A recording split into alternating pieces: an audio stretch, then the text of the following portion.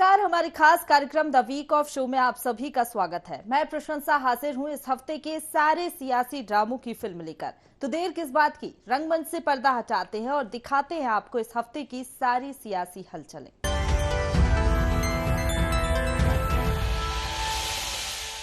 PM Modi के कार्यकाल के 9 साल पूरे होने पर बीजेपी इसे बेमिसाल बता रही है। इस मौके पर बीजेपी जनसंपर्क अभियान चलाकर फिर चुनावी वैतरणी पार करना चाहती है।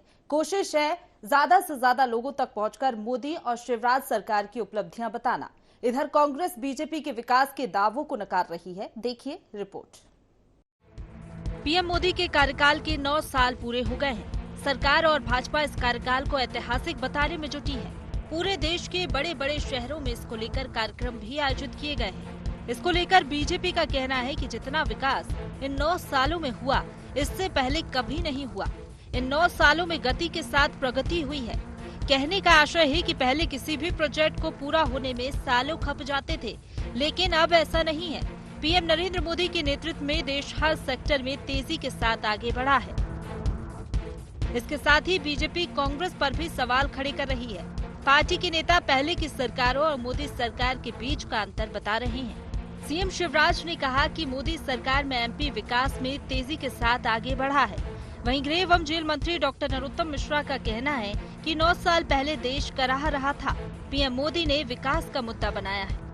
ऐसा माना जाता था कि कोई चीज शुरू हुई है तो कब चलेगी, कब पूरी होगी, लेकिन 9 वर्षों में अगर सबसे बड़ी उपलब्धि प्रधानमंत्री नरेंद्र मोदी जी के सुशासन में हुई है तो targeted delivery, last mile delivery, एक निश्चित समय के अंदर चीजों को पूरा किया गया है और न केवल पूरा किया गया है, उसको अंतिम व्यक्ति तक पहुंचाया गया है। 5 करोड़ 18 लाख से अधिक हितग्राहियों को निःशुल्क खाद्यान्न गरीबों को मिल रहा है। 4 करोड़ 1 लाख से अधिक नागरिकों के प्रधानमंत्री जनधन खाते खुले। प्रधानमंत्री आवास योजना अगर दोनों मिला ली जाए, तब जब केवल एक पंचायत में 1 या 2 आवास कुटीर आती थी, मुझे कहते हुए गर्व है कि 38 लाख तो ग्रामीण क्षेत्र में और 7 लाख शहरी क्षेत्रों में लोगों के मकान बन रहे थे। 33 लाख हम कंप्लीट कर चुके हैं।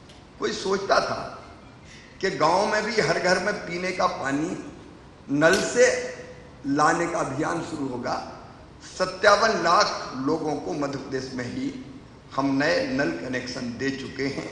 प्रधानमंत्री जीवन ज्योति योजना के अंतर्गत 81,75,000 से अधिक लोगों को बीमा की सुविधा मिली। मुद्रा योजना की अगर आप आंकड़े देख लें, मध्य प्रदेश की बात करूं, 3 साल के केवल 95,47,000 से अधिक हितग्राहियों को 34,000 करोड़ रुपए से अधिक मुद्रा के ऋण वितरण किए गए हैं अपना स्वरोजगार खड़ा करने के लिए। इस 9 साल के पहले देश करा रहा था। पनडुब्बी घोटाले से लेके हेलीकॉप्टर तक का घोटाला हुआ, मतलब पाताल से आकाश तक का घोटाला हुआ। लेकिन जैसे ही मोदी जी आए, देश अंगड़ाई लेके खड़ा हो गया और आज इन 9 सालों के अंदर भारत विश्व गुरु बनने की ओर अग्रसर हुआ। विश्व के अंदर सर्वाधिक लोकप्रिय व्यक्ति अगर कोई है तो मोदी जी हैं। ये 9 साल का ही परिणाम है कि ऑटोग्राफ मांगते हैं अमेरिका के राष्ट्रपति। ये ऐसे प्रधानमंत्री हैं जिन्होंने विकास को एक मुद्दा बनाया इन 9 साल के अंदर, नहीं तो पहले राजनीति के मुद्दे अलग हुआ करते थे। उधर कांग्रेस बीजेपी के इन दावों को पूरी तरह नकार रही है। कांग्रेस नेताओं का कहना है कि 9 सालों में मोदी सरकार ने जनता को सिर्फ भ्रम में रखा। जनता को ये बात समझ में आ रही है, इसलिए बीजेपी का ग्राफ लगातार नीचे गिर रहा है। आज से 9 साल पहले एक बहुत बड़ी उम्मीद के साथ देश की जनता ने भाजपा को वोट किया। बहुत बड़ी बड़ी बातें हुई थी। मित्रों, 2 करोड़ नौकरियां हर साल, काला धन वापिस आएगा, हर देशवासी के जेब में यूं ही 15-15 लाख आ जाएंगे। मुझे पता नहीं भोपाल के किसी प्रेस के साथी के अकाउंट में आया है कि नहीं, हमारे अकाउंट में तो नहीं आया। किसान की आय भाइयों बहनों दुगनी हो जाएगी। अब लागत दुगनी हुई, आय तो दुगनी हुई। देश में 2014 के बाद लोकसभा के साथ ही विधानसभा के चुनाव मोदी लहर में होते आए हैं। पीएम मोदी के नाम और काम का फायदा बीजेपी राज्यों के चुनाव में उठाती आई है। मध्य प्रदेश में बीजेपी 2023 में भी इसी रणनीति के तहत आगे बढ़ रही है। देखना ये होगा कि वो इसमें कितना कामयाब होती है। Bureau report, IND 24। Madhya Pradesh Congress में सीएम फेस को लेकर चिकल्लस नई नहीं है। गाहे बगाहे कांग्रेस में सीएम पर असमंजस सामने आ ही जाता है। कोई पोस्टर के जरिए कमलनाथ को भावी सीएम बताता है तो कोई लोकतांत्रिक पार्टी बताकर ये कहता है कि विधायक ही सीएम फेस को चुनते हैं। इस बार क्यों छिड़ी सीएम फेस पर बहस, देखिए रिपोर्ट में। दिल को देखो चेहरा न देखो, दिल को देखो चेहरा न देखो। कमोवेश मध्य प्रदेश कांग्रेस में इस समय यही स्थिति है, जब पार्टी तेजी के साथ 2023 के विधानसभा चुनाव में आगे बढ़ रही है।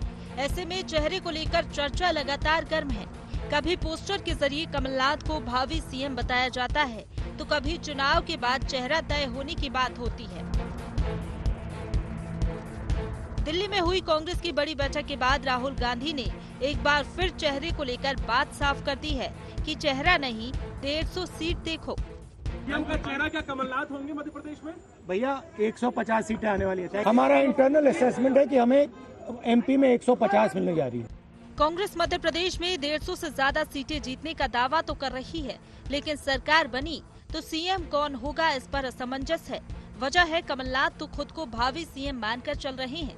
इसके साथ ही उनके समर्थक भी उन्हें अवश्य भावी सीएम कह रहे हैं, लेकिन कांग्रेस के बाकी छत्रप ये मानने को तैयार ही नहीं। अजय सिंह राहुल, अरुण यादव, गोविंद सिंह जैसे नेता लगातार कह रहे हैं कि सरकार बनी तो सीएम वो होगा जिसे हाई कमान चाहेगा, जो विधायकों की पसंद होगा। संसदीय लोकतंत्र में डायरेक्ट मुख्यमंत्री का चुनाव नहीं होता है। विधानसभा के जो सदस्य बहुमत जिस पार्टी का आता है उसके द्वारा चयन होता है। MP में 150 सीटें जीतने के राहुल गांधी के दावे के बाद पत्रकारों ने उनसे मध्य प्रदेश में मुख्यमंत्री के चेहरे को लेकर सवाल किया तो इस पर राहुल गांधी वापस आए और फिर पुरानी बात को दोहराकर बोले, हमें 150 सीटें मिलने वाली हैं, और फिर आगे बढ़ गए। इस तरह बड़ी चतुराई से राहुल गांधी मुख्यमंत्री के चेहरे के सवाल को टाल गए। सीएम का चेहरा क्या कमलनाथ होंगे मध्य प्रदेश में? भैया 150 सीटें आने वाली है। हमारा इंटरनल असेसमेंट है कि हमें MP में 150 मिलने जा रही है। कांग्रेस में सीएम के चेहरे को लेकर चल रहे असमंजस पर बीजेपी तंज कस रही है। प्रदेश के गृह एवं जेल मंत्री डॉक्टर नरोत्तम मिश्रा का कहना है कि खुद को स्वयंभू भावी सीएम बताने वाले कमलनाथ को ये संकेत समझ जाना चाहिए और ये भी समझ लेना चाहिए कि उन्हें पार्टी आलाकमान की तरफ से नकार दिया गया है। अब ये तो उनके नेता राहुल गांधी से जब सवाल किया गया, जब उन्होंने ही टाल दिया तो बचा क्या है। और आपने स्वयंभू जनरल ऑफ अटॉर्नी जो अपने आप को घोषित कर रहे थे, उनकी स्थिति कल देख ली होगी। सारे के सारे नेताओं ने रिजेक्ट कर दिया है उन्हें। मेरे ख्याल से कमलनाथ जी अब अपने आप को कोई सा भी फेस बताते रहे, पर उनकी कोर ग्रुप की टीम ने और राष्ट्रीय नेतृत्व में नकार दिया है। राहुल गांधी जी ने स्पष्ट संकेत दे दिया है कि ये फेस नहीं होंगे। मध्य प्रदेश में चुनावी समर धीरे धीरे परवान चढ़ रहा है। कांग्रेस में चेहरे की चिकल्लस भी चल रही है। इसका कारण है 2023 में चेहरे को लेकर पार्टी के दिग्गज नेताओं का अलग अलग मंतव्य। कुछ लोग PCC चीफ कमलनाथ को एक बार फिर सीएम के रूप में देख रहे हैं, तो कुछ चुनाव के बाद चेहरा तय होने की बात कर रहे हैं। इसके पीछे दोनों के अपने अपने हित और स्वार्थ भी हैं। हालांकि पार्टी हाईकमान ने ये साफ कर दिया है कि पहले इतनी सीटें लाओ जिससे पूर्ण बहुमत की सरकार बने, चेहरे को तो बाद में देख लेंगे। लेकिन यहाँ बड़ा सवाल इस बात को लेकर है कि जब पूरा इलेक्शन का दारोमदार PCC चीफ कमलनाथ उठाए हैं, फिर क्या वजह है कि पार्टी उन्हें चेहरे के रूप में प्रोजेक्ट नहीं कर रही। Bureau report, IND 24। Madhya Pradesh में होम मेकर किंग मेकर की भूमिका में है। ऐसे में सत्ता के सिंहासन तक पहुंचने के लिए बेताब कांग्रेस का फोकस महिलाओं पर है। आधी आबादी को साधने अब कांग्रेस ने नया एक्शन प्लान तैयार किया है। कांग्रेस को उम्मीद है कि प्रियदर्शनी कांग्रेस के लिए फायदेमंद साबित होगा। क्या है कांग्रेस का प्लान, देखिए रिपोर्ट में। मध्य प्रदेश विधानसभा चुनाव की जंग में तेजी आ गई है और रोज नए हथियार छोड़े जा रहे हैं। इसी कड़ी में जून से सियासी जंग का नया मोर्चा खुलने जा रहा है। शिवराज सरकार जहां अपनी मास्टर स्ट्रोक लाडली बहना योजना की पहली किश्त की राशि महिलाओं के खाते में ट्रांसफर करने जा रही है, तो वहीं कांग्रेस महिलाओं के लिए प्रियदर्शनी नाम से अपना वचन पत्र लाने की तैयारी में है। इसके साथ ही प्रियंका गांधी की एंट्री भी मध्य प्रदेश में हो जाएगी। प्रियंका गांधी जबलपुर में 12 जून को पार्टी के विजय 2023 अभियान का शंखनाद करेंगी। महिलाओं के लिए जो सबसे बड़ा वो है 500 रुपये में गैस सिलेंडर, क्योंकि 1100 रुपये से ऊपर में जब लेने जाती हैं तो पूरी उनकी आर्थिक स्थिति हिल जाती है, और जब 1500 रुपये उनके अकाउंट में आएंगे तो वो सब ठीक से चल सकेंगे। बिजली के बिल का भार नहीं रहेगा।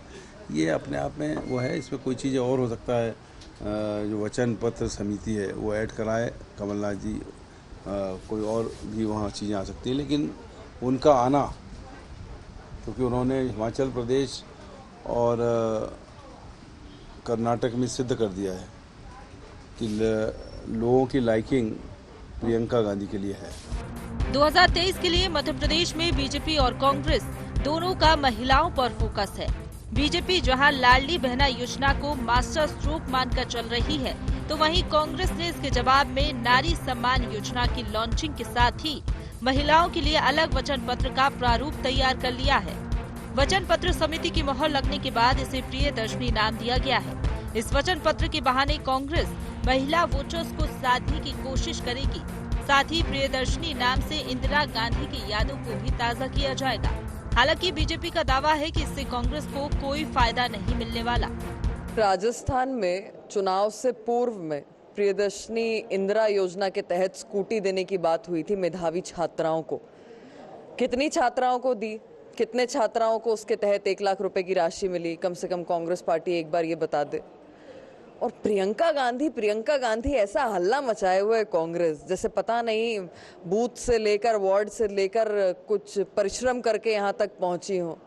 देखिए, उनकी उपलब्धता सिर्फ इतनी ही है कि उनकी शक्ल जो है वो इंदिरा गांधी जी से मिलती है, और उसको लेकर इतना हाइप मचाना, न जनता में कोई क्रेज है, न जनता कोई महत्व देती है। और इस प्रकार की कई ढकोसले वाली कांग्रेस की योजनाएं आई चुनाव से पूर्ण, और चुनाव समाप्त होते ही वो गायब हो गई हैं। तो जनता ने करीब से उनके धोखे को देख लिया है, अब छलावे में नहीं फंसेगी। मध्य प्रदेश में 2,60,23,733 महिला वोटर हैं, जो कुल वोटों के आधे से ज्यादा हैं। प्रदेश में बीजेपी की सरकार बनाने में महिला वोटर्स का बड़ा योगदान रहा है। लाडली बेटी, मुख्यमंत्री कन्यादान और अब लाडली बहना जैसी योजनाओं के जरिए सीएम शिवराज सिंह चौहान ने महिलाओं के भाई और मामा की छवि बनाई है। उनकी इसी छवि से मुकाबले के लिए कांग्रेस ने नारी सम्मान योजना शुरू की, जिसमें महिलाओं को 1,500 रुपए हर महीने नगद और 500 में गैस सिलेंडर देने का वादा है। अपने घोषणा पत्र में कांग्रेस कुछ नए ऐलान भी शामिल कर सकती है। देखना ये है कि इसका कितना फायदा कांग्रेस को मिलता है। Bureau report, IND 24। कहते हैं नाम में क्या रखा है, लेकिन मध्य प्रदेश की सियासत की धुरी नाम के इर्द गिर्द ही घूम रही है। भोपाल का नाम भोजपाल करने की मांग एक बार फिर उठी, जब भोपाल के गौरव दिवस समारोह में शामिल होने आए गीतकार और लेखक मनोज मुंतशिर ने कहा, भोपाल नहीं भोजपाल कहिए, जिस पर विपक्ष ने सरकार को घेरा और कहा कि नाम बदलने से कुछ नहीं होगा, महंगाई बेरोजगारी कम करिए। देखिए रिपोर्ट। किसी शायर ने कहा है, नाम में क्या रखा है जनाब, कुछ भी बोल दो, बस जुबान मीठी होनी चाहिए। लेकिन मध्य प्रदेश की सियासत में नाम बदलने का ही दौर चल रहा है। हबीबगंज रेलवे स्टेशन रानी कमलापति हो गया, नसरुल्लागंज भैरुंदा, इस्लाम नगर जगदीशपुर और होशंगाबाद नर्मदापुरम हो गया, और अब भोपाल का नाम भोजपाल करने की मांग उठी है। इसके पीछे भी इस्लामी आतंक का हवाला दिया गया। भोपाल के गौरव दिवस समारोह में शामिल होने आए गीतकार और लेखक मनोज मुंतशिर ने कहा, ये दोस्त मोहम्मद जैसे लुटेरे और नवाब हमीदुल्ला जैसे आतंकी का नगर नहीं, बल्कि ये राजा भोज का नगर है, जिसका नाम अब भोजपाल नहीं होगा तो कब होगा। मुख्यमंत्री जी, बड़ा सौभाग्य आपके सामने बोल रहा हूं कि आपने मध्य प्रदेश में गुलामी के प्रतीक गिरा दिए। इस्लाम नगर फिर से जगदीशपुर हो गया, नसरुल्लागंज फिर से भेरुंडा हो गया, और हम देख रहे हैं कि हबीबगंज स्टेशन का नाम बदल गया, रानी कमलापति रेलवे स्टेशन हो गया। लेकिन माननीय, मैं एक बात कहूंगा कि आज मैं जिस भूमि पर खड़ा हूं, ये राजा भोज का पावन नगर है। इसकी पीड़ा यह है कि आज भी इसे भोपाल कहा जाता है। वही नाम जो दोस्त मोहम्मद और हमीदुल्ला की याद दिलाता है। माननीय, दोस्त मोहम्मद जैसे लुटेरे और हमीदुल्ला जैसे आतंकी का नगर नहीं है, ये राजा भोज का नगर है। वो राजा भोज जो प्रजापालक थे, वो राजा भोज जो परम शिव भक्त थे, आज मध्य प्रदेश पर शिव का राज है। भोपाल का नाम बदलकर भोजपाल अब नहीं होगा तो कब होगा? भोपाल का नाम बदलने की मांग पहली बार नहीं उठी है। इससे पहले स्वामी रामभद्राचार्य तो सीएम शिवराज सिंह चौहान की मौजूदगी में यहाँ तक कह चुके हैं कि वो तभी भोपाल आएंगे जब इसका नाम भोजपाल होगा। भोपाल का नाम बदलने के पीछे हिंदुत्व की अवधारणा काम कर रही है। भोपाल की स्थापना अफगान सैनिक दोस्त मोहम्मद खान ने हिंदू राजा की हत्या के बाद की थी।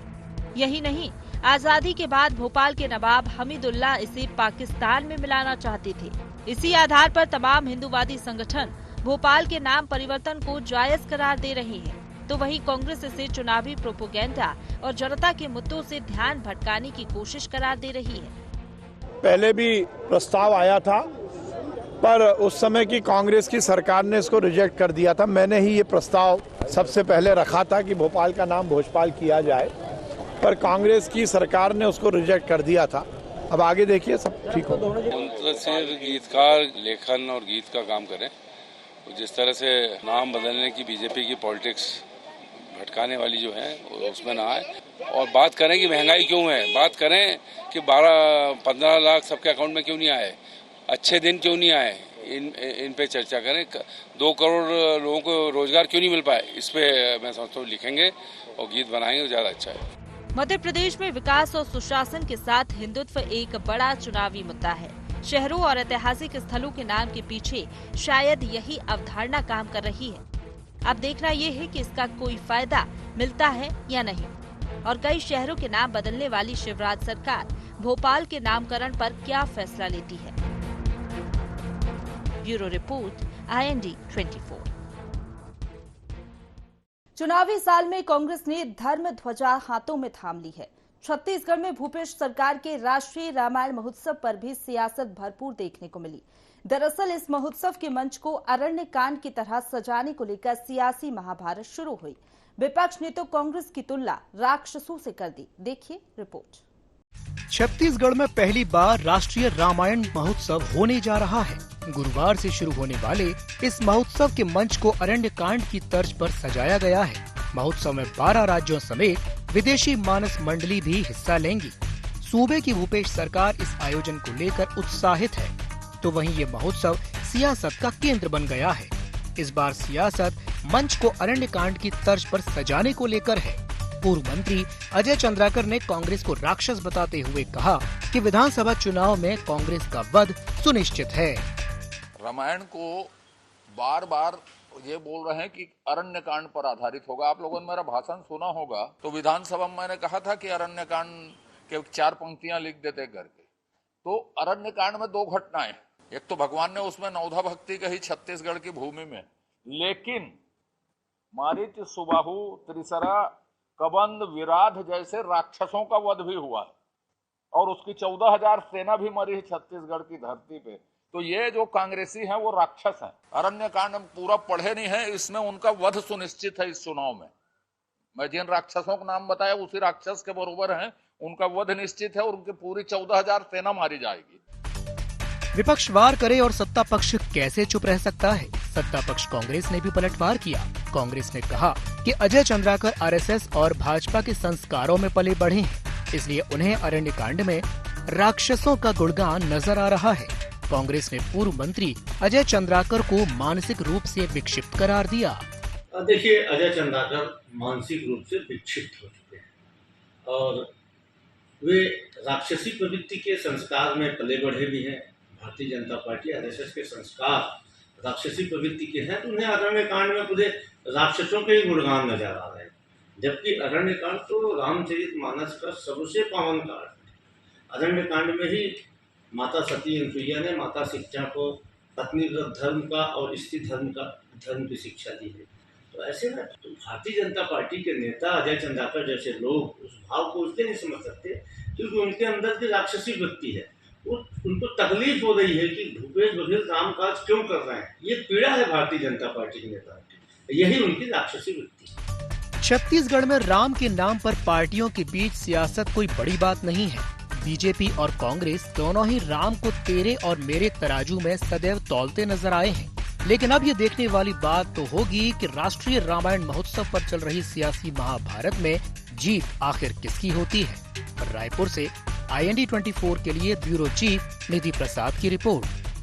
छत्तीसगढ़ में कांग्रेस ने धर्म ध्वजा थाम ली है। भूपेश सरकार के रामायण महोत्सव के आगाज के साथ पूरा रायगढ़ रामगढ़ हो गया, तो वहीं पूरा प्रदेश भी राममय नजर आया। लेकिन इसी बीच तेरे राम मेरे राम की सियासत भी बदस्तूर जारी रही। देखिए रिपोर्ट। छत्तीसगढ़ में इस साल विधानसभा चुनाव होने हैं। सत्ता पक्ष और विपक्ष दोनों ही सत्ता के सिंहासन तक पहुंचने की जद्दोजहद में लगे हुए हैं।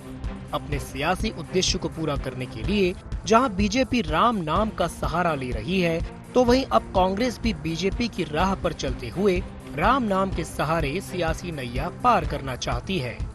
भूपेश सरकार ने इस दिशा में कदम बढ़ाते हुए रायगढ़ में राष्ट्रीय रामायण महोत्सव आयोजित किया है। 3 दिनों तक चलने वाले महोत्सव में देश विदेश की रामायण मंडलियां शामिल होंगी। तो वहीं इस धर्ममय आयोजन के साथ ही तेरे राम मेरे राम को लेकर के सियासी पारा भी चढ़ गया है। विपक्ष का कहना है कि राम इस देश की आस्था का केंद्र है। रामायण महोत्सव अच्छी बात है, लेकिन मनाने वाले इसे श्रद्धा से मनाएं तो कोई बात नहीं है। देखिए, भगवान राम इस देश के आस्था और विश्वास के केंद्र हैं और भगवान राम के आराधना करने का, उनकी कथा में शामिल होने का ये सभी को अधिकार है और इसलिए रामायण महोत्सव हो रहा है। ये छत्तीसगढ़ भगवान राम का ननिहाल है, अच्छी बात है। पर भगवान राम को मानने वाले श्रद्धा और आस्था के साथ माने, ये अच्छा रहेगा।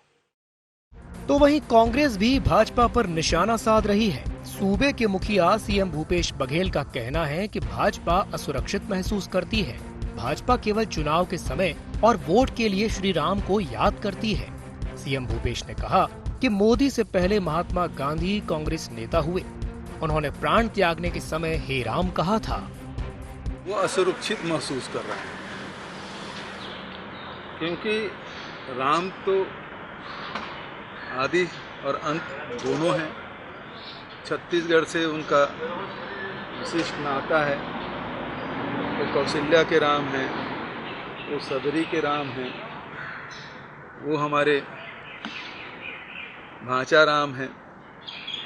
हम लोग अनेक रूप में उन्हें देखते हैं, पूजते हैं, स्मरण करते हैं। सुख में दुख में सब में हम लोग राम का स्मरण करते हैं। ये लोग केवल चुनाव के समय और वोट के लिए राम को याद करते हैं। दोनों में अंतर यही है, क्योंकि मोदी से पहले महात्मा गांधी हुए कांग्रेस के नेता, जिनको गोली लगने के बाद प्राण त्यागते हुए उन्होंने हे राम कहा।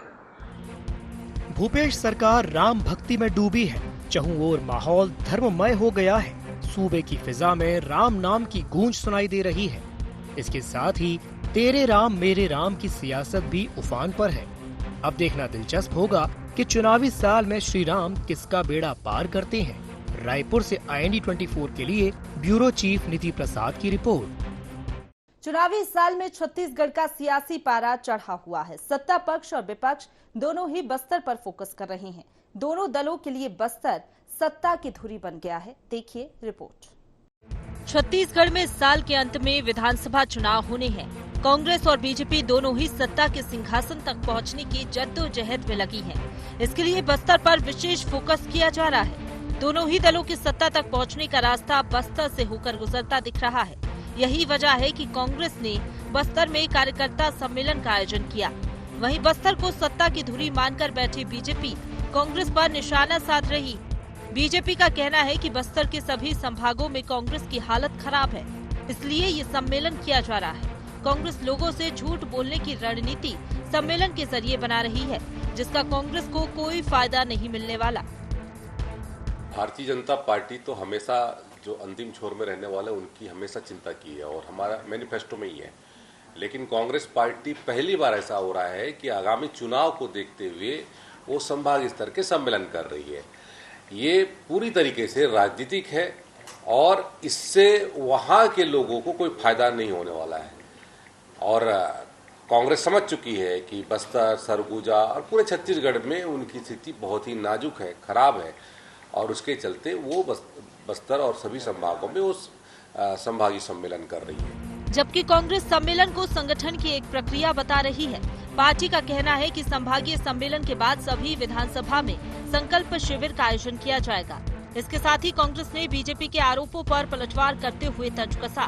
कांग्रेस का कहना है कि भारतीय जनता पार्टी को बस्तर की जनता ने पहले ही नकार दिया। भाजपा ने 15 साल तक बस्तर की जनता का शोषण किया। देखिए, भारतीय जनता पार्टी मुगालते में है। भारतीय जनता पार्टी को बस्तर की जनता ने 2018 में नकारा था। उसका बड़ा कारण ये था कि बस्तर के लोगों का भारतीय जनता पार्टी ने 15 साल तक शोषण किया, उनके संवैधानिक अधिकारों का हनन किया। बस्तर का आम आदमी सुरक्षा बलों और नक्सलवादियों के 2 पार्टों में पिस रहा था। उनके वन अधिकार पट्टों को लंबित किया गया, उनके रोजी रोटी के साधन को छीना गया, उनको जबरिया जेलों में ठूसा गया। हमारी सरकार आने के बाद बस्तर के लोगों के संवैधानिक अधिकारों को बहाल करने का काम किया। विधानसभा चुनाव से पहले बीजेपी कांग्रेस दोनों ही बस्तर को साधने में जुट गई हैं। यही वजह है कि बीजेपी के प्रदेश प्रभारी ओम माथुर के बाद कांग्रेस भी कार्यकर्ता सम्मेलन के जरिए बस्तर की जनता के मन में विश्वास कायम रखना चाहती है। लेकिन देखना ये दिलचस्प होगा, चुनाव में बस्तर किस पार्टी पर विश्वास जताती है। रायपुर से IND 24 के लिए ब्यूरो चीफ निधि प्रसाद की रिपोर्ट। इसी के साथ द वीक ऑफ शो में फिलहाल इतना ही। अगले हफ्ते फिर हाजिर होंगे नई सियासी हलचलों के साथ।